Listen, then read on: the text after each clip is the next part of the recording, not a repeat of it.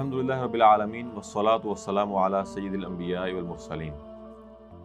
ایک دن سیدنا سعد بن ابی وقاص رضی اللہ تعالی عنہ رسول اللہ صلی اللہ علیہ وسلم کی خدمت میں حاضر ہوتے ہیں اور آ کر ایک سوال پوچھتے ہیں کہ ان امی توفیت ولم توسی، کہ اللہ کے نبی صلی اللہ علیہ وسلم، میری والدہ محترمہ ان کا انتقال ہو گیا ہے اور انہوں نے اپنے مال کے بارے میں کوئی وصیت نہیں فرمائی۔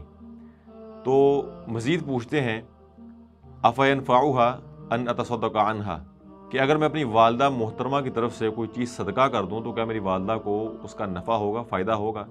تو رسول اللہ صلی اللہ علیہ وسلم نے فرمایا نعم وعلیک بالماء، جی ہاں، والدہ محترمہ کو ثواب ضرور پہنچے گا۔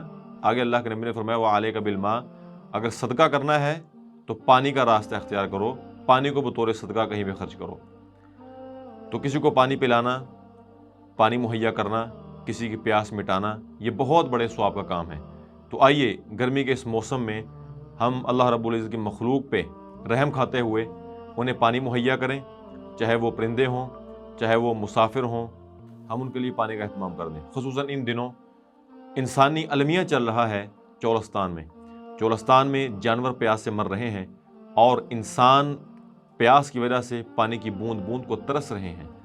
تو آئیے ہم وہاں پہ، بہتر تو یہ ہے کہ فزیکلی طور پہ جائیں، اگر وہاں پہ فزیکلی طور پہ نہیں جا سکتے تو کم از کم ہم اپنے حصے کا مال ضرور ان لوگوں کو ڈونیٹ کریں تاکہ وہاں پہ انسانی المیہ جو جنم لے چکا ہے وہ ختم ہو سکے اور ہماری وجہ سے کسی کو پانی مل سکے۔ وما توفیقی الا باللہ۔